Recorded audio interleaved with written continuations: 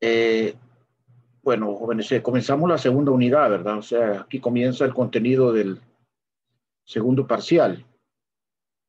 Y el primer tema que nosotros vamos a abordar es el tema de corriente y resistencia eléctrica. Estos dos conceptos van ligados al concepto de potencial también a través de una ley que se conoce como la ley de Ohm, que será entonces también el punto en el cual culminaremos las discusiones relacionadas con estos temas.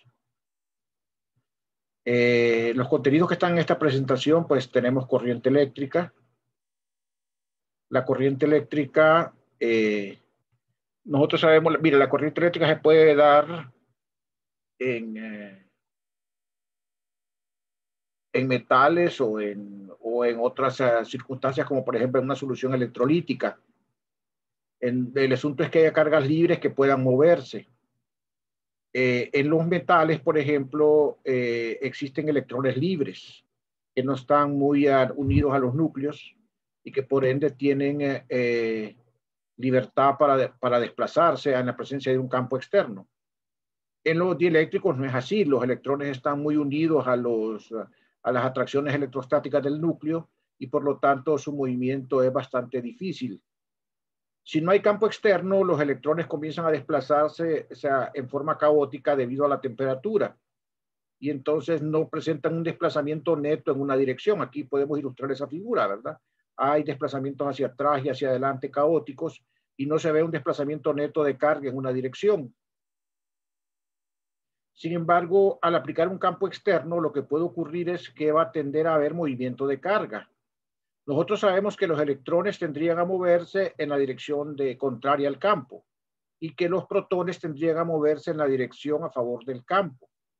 Realmente en los metales los que se mueven son los electrones, no los protones. Lo que ocurre es que un movimiento de electrones contrario al campo es lo mismo que un movimiento de protones a favor del campo. Y entonces cuando se adoptó este convenio en los tiempos de Benjamin Franklin, él no conocía ese detalle y él asumía que eran las cargas positivas las que se movían. Y para entonces quedarse con la costumbre se adoptó un convenio de que íbamos a tomar la corriente convencional como esta corriente de Benjamin, o sea, cargas positivas moviéndose en el sentido del campo, aunque en la realidad iban a ser cargas negativas en contra del campo. En el caso de tener una solución electrolítica, nosotros tenemos que ahí sí puede haber movimiento de los iones positivos y los iones negativos. En un plasma, por ejemplo, en una solución salina, ¿verdad? Ahí puede haber movimiento de ambos iones, pero en un metal estrictamente lo que se mueven son los electrones. Y esos son los causantes de la corriente eléctrica. Entonces nosotros vamos a quedar con el convenio. La corriente convencional son protones moviéndose en el sentido del campo, aunque en la realidad sean electrones moviéndose en sentido contrario. A final de cuentas da lo mismo para efectos prácticos, porque el flujo es el mismo. Que se muevan tantos electrones a la izquierda es equivalente a que se mueva el mismo número de protones a la derecha. Entonces, en resumen, ¿verdad? La corriente es cualquier movimiento de carga de un punto a otro, ¿verdad? Matemáticamente la expresión de la corriente se puede escribir como delta Q en delta T, donde delta Q es la carga. Entonces, estas unidades de corriente deberían de ser unidades de carga entre unidades de tiempo, es decir, Coulomb sobre segundo. A esa unidad, Coulomb sobre segundo, se le da un nombre especial, se le da el nombre de amperio, ¿verdad? Se le da el nombre de amperio, vamos a ver después. O sea, un amperio es un Coulomb sobre un segundo y se designa con la letra mayúscula A. Aquí podemos ver nosotros una figura en la cual se ilustra el signo de las cargas y los desplazamientos en la dirección del campo eléctrico. Aquí tenemos, por ejemplo, que al haber un campo eléctrico hay una velocidad de deriva. O sea, esta velocidad de deriva es un efecto colectivo. No es microscópicamente la velocidad de cada carga, de cada electrón o de cada protón, porque nosotros no tenemos realmente, es decir, los electrones se están moviendo aún así caóticamente. Las cargas se están moviendo caóticamente, no se mueven como que digamos completamente alineadas como soldaditos, en la dirección del campo, en la dirección contraria al campo. No, lo que hay es un efecto colectivo, o sea, una deriva en una dirección, o sea, un resultado en una dirección, y esa es la corriente. Hay un resultado colectivo de un movimiento de carga hacia la derecha o hacia la izquierda, ¿verdad? No es que todas las cargas como soldaditos obedecen y se alinean en la dirección del campo. Entonces, por eso hablamos aquí que es una velocidad de deriva, que es un efecto colectivo. Si el campo va hacia la derecha, la velocidad de deriva entonces apunta, o sea, la velocidad de las cargas iría hacia la derecha. Si las cargas son positivas y si las cargas son negativas, apuntaría hacia la izquierda, ¿verdad? Esta es la corriente convencional. Esta es la corriente que nosotros vamos a tomar. La corriente que se mueve en el sentido del campo, o sea, el sentido en que se moverían las cargas positivas. Esa es la corriente convencional. Esto es lo que ocurre aquí en lo azul, es un conductor metálico. En un conductor metálico hay un movimiento hacia la izquierda de las cargas. Hay un movimiento neto resultante. Repito nuevamente, realmente los electrones están un poquito loquitos por la temperatura, pero resulta que en promedio se están moviendo hacia la izquierda por el campo eléctrico, ¿de acuerdo? Y ese promedio resulta en la velocidad de deriva. Cuando nosotros hablemos del concepto de velocidad de deriva, vamos a hablar de la corriente convencional, o sea, de cómo se moverían las cargas positivas en el campo eléctrico. O sea, las carguitas de Benjamín, como dicen por ahí.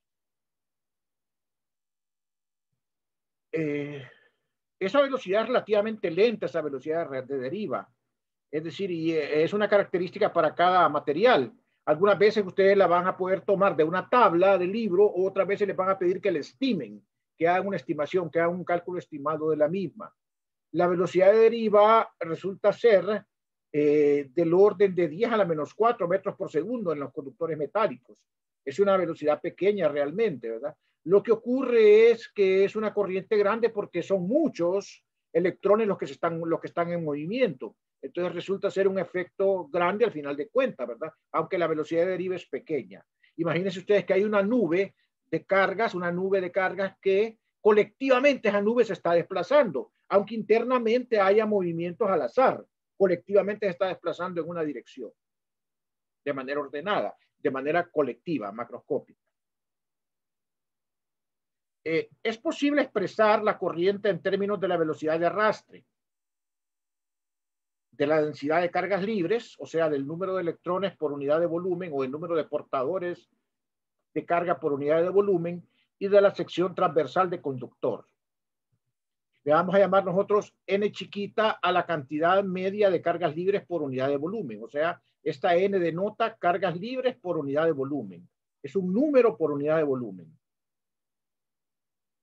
Y vamos a suponer que estas se mueven con una velocidad PD, que es la velocidad de deriva, y transcurre un tiempo muy pequeño como un diferencial de T. Entonces aquí tenemos un grupo de cargas en este pedazo del cilindro que después de un dt se van a desplazar hacia la derecha. Entonces eso va a generar que ese poquito de carga dq hagan una corriente que sería dq de t. Entonces tenemos que el área del conductor es A y que la velocidad de deriva es BD.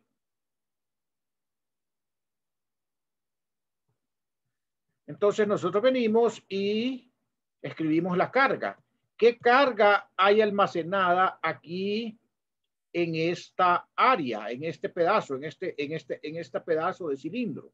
Bueno, aquí hay un dq y ese dq va a ser carga por unidad de volumen por volumen para que sea carga. Entonces aquí tenemos que n es número por unidad de volumen. Entonces para que quede carga aquí tengo que multiplicar ese número por unidad de volumen por el volumen. Para que quede dimensionalmente, número por carga da carga. Acuérdense que el número no cuenta como unidad. Entonces yo quiero que quede aquí número. O sea que este término n por el volumen me va a dar carga. El volumen, ¿cuál va a ser? El volumen de este disco. El volumen de este disco va a ser el área del cilindrito, que es A, por la altura, que va a ser esta distancia que está acá. Pero esa distancia que está ahí, nosotros sabemos que va a ser velocidad por tiempo. Entonces va a ser la velocidad de deriva por dt. Entonces A es el área del conductor, la sección transversal. Y entonces si nosotros dividimos entre el dt, vamos a obtener la corriente. Entonces dq entre dt, que es la corriente, va a ser entonces el número n la carga Q, la velocidad de deriva por el área. Entonces este resultado me va a dar la corriente en términos de cantidades como son el número de portadores por unidad de volumen que tiene el material, la carga de cada portador, la velocidad de deriva y el área de la sección transversal del material. Me paro un momentito por acá por si hay comentarios o preguntas.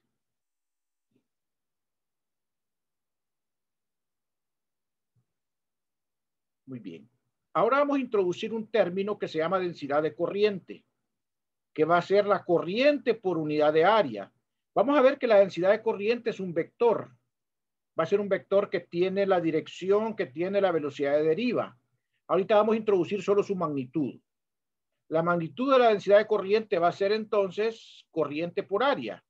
Y va a ser entonces, al dividir esta expresión que está acá entre el área, va a cancelarse el área y va a quedar nada más n, el número de portadores por unidad de volumen, la carga por la velocidad de deriva. Entonces va a ser n, la carga por la velocidad de deriva.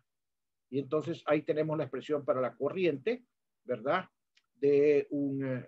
Para la densidad de corriente. Las unidades de densidad de corriente pues van a ser unidades de corriente que ahora son amperios, entre unidades de área que ahora son metros cuadrados. Expresando vectorialmente la densidad de corriente, nosotros le damos la dirección de la velocidad de deriva, ¿verdad? Que con nuestro convenio va a ser la dirección en que se mueven los portadores de carga convencional, la corriente convencional, o sea, las cargas positivas, las carguitas de Benjamín. O sea, eso va a ser la densidad de corriente.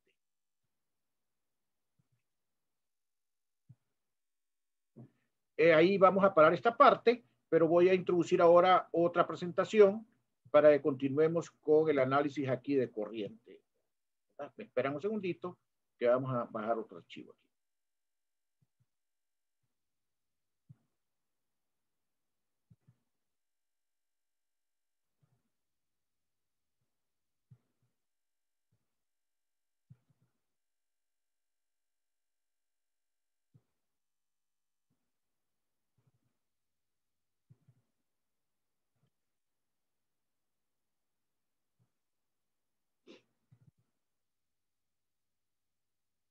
Bien. ¿Logran ustedes ver esta página donde dice diferencia de potencial y potencial eléctrico? Sí, ingeniero. Ok. Bien, entonces vamos a ver nosotros ahora qué relación existe entre la corriente, el potencial y la resistencia eléctrica. Entonces vamos a ver nosotros que sabíamos nosotros antes, ¿verdad? Que la energía potencial eléctrica era delta U, que era menos Q por el integral de E punto de L. Y que si el campo era conservativo, esa integral no dependía del camino. Y que si buscábamos un punto en el cual UA fuera cero y dividíamos la energía potencial entre la carga Q0, obteníamos el potencial eléctrico, que era U entre Q0. De tal forma que la diferencia de potencial eléctrico iba a ser delta U entre Q0 igual a menos el integral desde A hasta B de E punto de DL. Esto entonces es la diferencia de potencial. Estoy haciendo un recordatorio de lo que vimos en el capítulo último. Que las unidades de Zambol, que era un joule sobre un columbo. Vimos la diferencia de potencial en el caso de que fuera constante el campo. Y eso ya lo vimos antes. Que un conductor era una superficie equipotencial. No me voy a tener eso. Y voy a pasar más bien a ver lo que es la ley de Ohm. Aquí sí me interesa que nos detengamos. La ley de Ohm. Bueno, vamos a suponer que tenemos nosotros una diferencia de potencial entre dos puntos de un conductor. Un punto que está aquí a la izquierda y un punto que está aquí a la derecha. La ley de Ohm lo que dice es que la densidad de corriente J como vector es directamente proporcional al campo eléctrico. O sea, J es sigma por el campo eléctrico. Esta sigma que está acá es la constante de proporcionalidad que relaciona la densidad de corriente con el campo eléctrico. Y a esa constante se le llama conductividad a esa constante de proporcionalidad. Fíjense bien, aquí estamos utilizando la letra sigma griega en otro contexto. O sea, ustedes tienen que saber, no memorizar, no asociar una letra a un solo contexto. Nosotros sabemos que también utilizamos sigma ¿para qué? Para hablar de la densidad superficial de carga.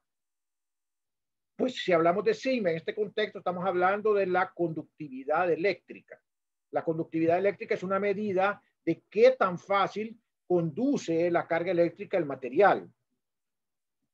Y es una propiedad característica del material. Entonces, como J es una densidad de corriente, sus unidades son amperes por metro cuadrado, como vimos antes. Y entonces, otra forma de escribir la ley de Ohm es esta misma ley de Ohm acá, está expresada vectorialmente. Otra forma de escribirla es diciendo que la diferencia de potencial entre los dos puntos es igual a la corriente por otra constante. Y esta constante R que está acá se le llama resistencia. Se le llama resistencia eléctrica, esta constante que está acá. O sea, la relación entre el voltaje, entre la diferencia de potencial y la corriente, es una relación lineal, cuya pendiente va a ser la resistencia eléctrica.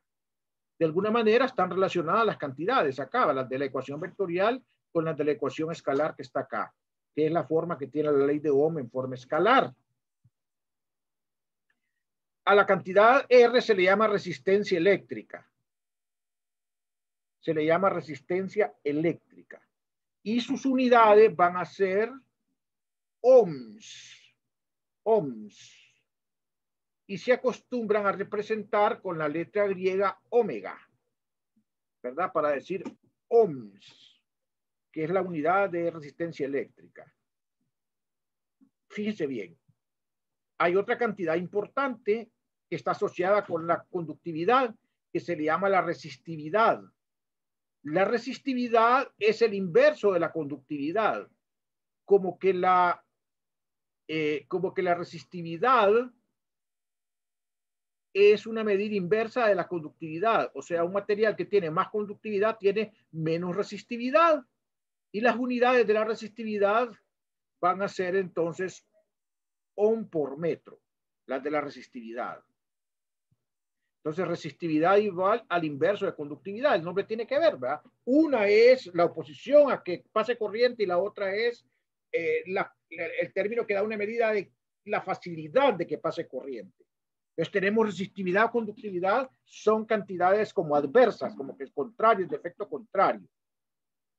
Ahora bien, esta resistividad está relacionada con la resistencia del material. Resulta que la resistencia está relacionada con la geometría del material más que todo. Y la resistividad es una propiedad intrínseca del material. Es decir, les voy a poner un ejemplo. Si yo voy a la ferretería y les digo que me vendan un material, un alambre de cobre, automáticamente cualquier alambre de cobre de los que tienen en la ferretería tiene la misma resistividad. Todos tienen la misma resistividad, porque la resistividad es una propiedad intrínseca del material, así como es la densidad de masa, por ejemplo. Es una propiedad intrínseca del material, la resistividad. Yo digo, ven, quiero un alambre de cobre. Entonces me van a decir, bueno, hay muchos aquí. ¿De qué resistencia lo quiere? Me van a preguntar. Entonces yo voy a decir, bueno, lo quiero a resistencia tanto, o quiero un número tanto. Quiero un cobre 18. Entonces me van a decir, aquí está el cobre 18, cuesta tanto el pie. ¿Por qué? Porque el cobre 18 ya está hablando de resistencia, de algo que tiene que ver con el tamaño del alambre. Entonces, cuando yo hablo de resistencia, hablo del tamaño y hablo del material. Cuando yo hablo de resistividad, estoy hablando de cualquier alambre de cobre. Si hablo de resistencia, hablo de un alambre de cobre número tanto, o sea, de longitud tanto y diámetro tanto. Entonces, la resistencia es una propiedad extensiva, cuyo valor depende del tamaño del material. Y la resistividad es una propiedad intensiva, o sea, es una propiedad intrínseca, característica del material. Pregunto para ver si me entendieron lo que dije ahorita.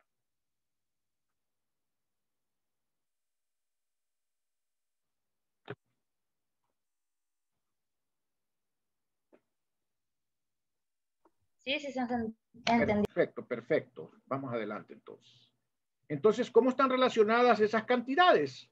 Bueno, la resistencia la puedo escribir en términos de la conductividad como la longitud del alambre entre el área. Miren el factor geométrico. Si yo cambio la longitud y cambio el área, estoy cambiando la resistencia. Entre la conductividad es fija. Si yo estoy hablando de un alambre de cobre, la conductividad es la misma para todos los alambres. Pero si quiero un alambre de número tanto, estoy diciendo su longitud y su área. Y entonces la resistencia es específica para esa longitud y para esa área. Pues resistividad, propiedad intrínseca e intensiva. Igual que la conductividad. Si sustituyo aquí 1 sobre sigma por rho, encuentro que la resistencia es la resistividad, la longitud entre el área. Y entonces ahí tenemos ya la relación entre esta cantidad que es extensiva y esta cantidad rho que es intensiva, vista de esta manera o visto de esta otra.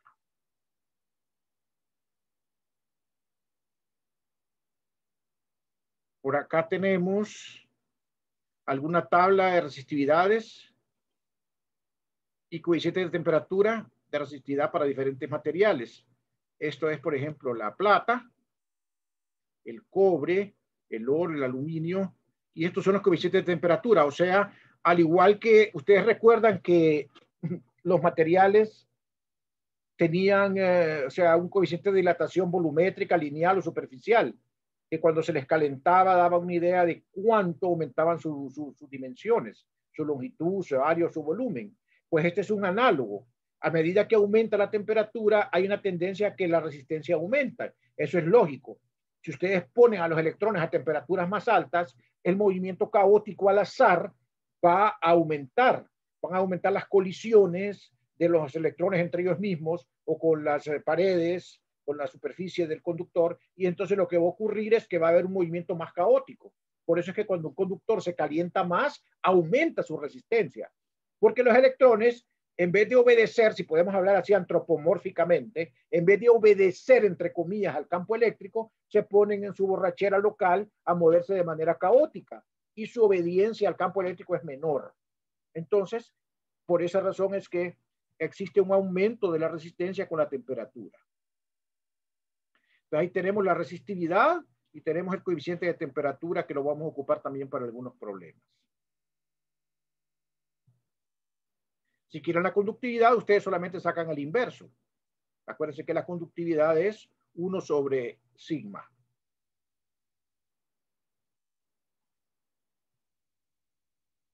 Bien, vamos a ver qué más tenemos acá. Hablamos por una potencia, con la potencia eléctrica. Si está pasando corriente por un alambre, entonces por una resistencia, va a haber generación de calor al pasar la corriente por la resistencia. Y esa generación de calor se puede medir como una potencia, como una potencia que cede el sistema al entorno. Por ejemplo, si nosotros conectamos un alambre a una toma de corriente, uno de esos alambres que sirven para calentar agua y lo metemos en el agua se va a calentar debido a que el calor de la resistencia está siendo cedido al agua. Entonces nosotros podríamos medir esa energía que está cediendo la resistencia al agua y medir el tiempo en que se está cediendo y tendríamos una potencia.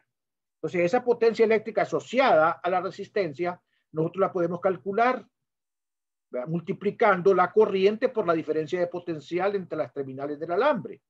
Si nosotros utilizamos la ley de Ohm y escribimos esta delta de B como I por R, vamos a encontrar que la potencia es I cuadrado por la resistencia eléctrica.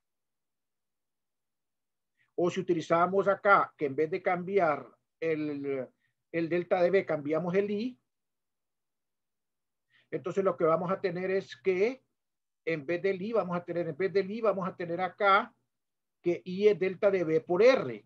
Y entonces me va a quedar aquí delta de B al cuadrado, ¿verdad? Vamos a ver, aquí tenemos delta de B. Entonces, en lugar de tener la corriente, vamos a tener delta de B entre R.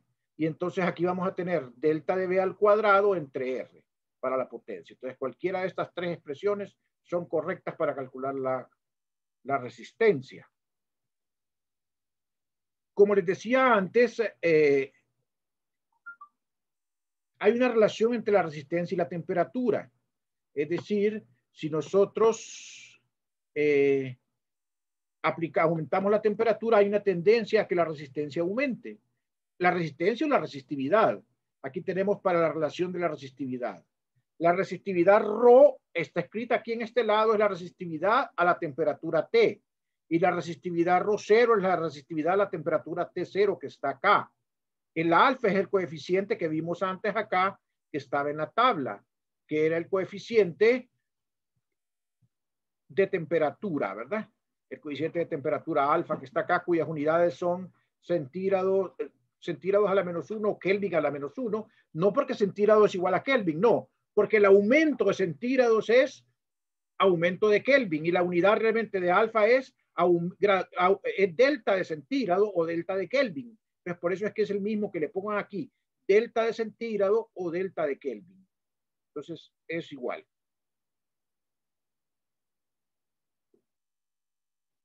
Entonces, Rho es la resistividad a T y alfa es el coeficiente de temperatura a la resistividad.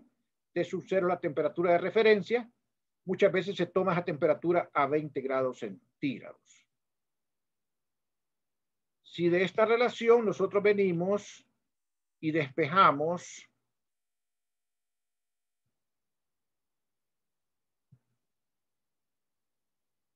acá, pasamos Rho0 al otro lado, vamos a tener Rho menos Rho0.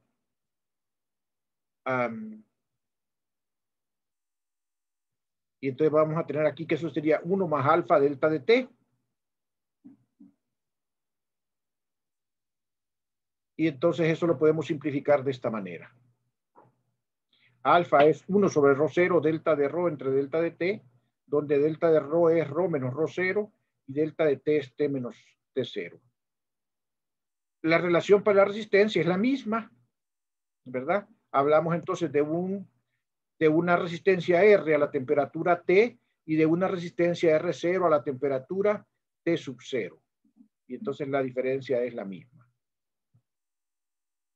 En general, esta relación es válida a temperaturas no tan bajas, ¿verdad? A temperaturas bajas hay un comportamiento un poco diferente que no es exactamente lineal, pero ya después, ya los 20 grados, que es donde consideramos, nosotros generalmente a partir del cual consideramos, el comportamiento es bastante lineal y se ajusta a una relación de este tipo.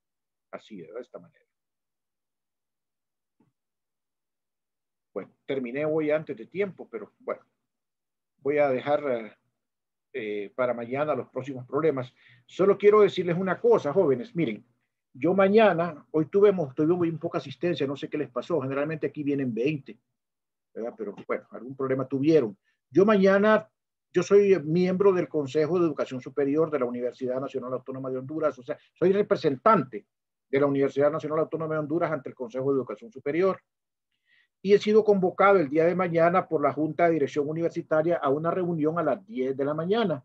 Ustedes saben que son puestos para los que uno se juramenta y tiene que ser responsable, ¿verdad? E igual yo, para mí, mis clases son una cuestión fundamental, ¿verdad? Yo les tengo todo el respeto a ustedes y pueden ver que yo cumplo en toda la medida posible con mis obligaciones, ¿verdad? Pero pido disculpas en estas excepciones, porque son cuestiones de emergencia que lo llaman eventualmente a uno a reuniones. Entonces yo quiero pedirles el favor de que mañana nos reunamos a las 4 de la tarde. Igual, los que puedan, los que no puedan, yo no voy a pasar lista mañana. O sea, van exonerados, pero si puede, y voy a subir el video para que lo puedan ver los otros. Pero yo les pido que por favor los que puedan se conecten para que podamos tener la clase, ¿verdad? Entonces no sé si me escucharon, se dieron por entendido de lo que les dije ahorita. Sí, ingeniero, no hay problema. Bueno, muchas gracias. Entonces voy a tomar aquí nada más la captura de pantalla y luego nos retiramos, ¿verdad? Permítanme un segundito.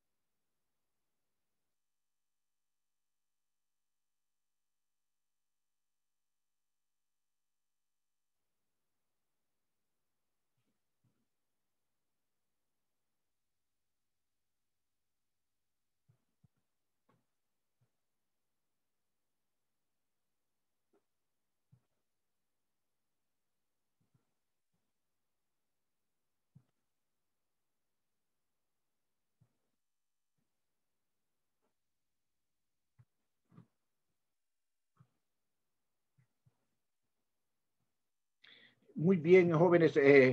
Pueden retirarse, ¿verdad? Que tengan buen provecho en sus alimentos y pasen buena tarde. Y si Dios lo permite, nos veremos mañana a las 4 de la tarde. Gracias. Ingeniero. Bueno.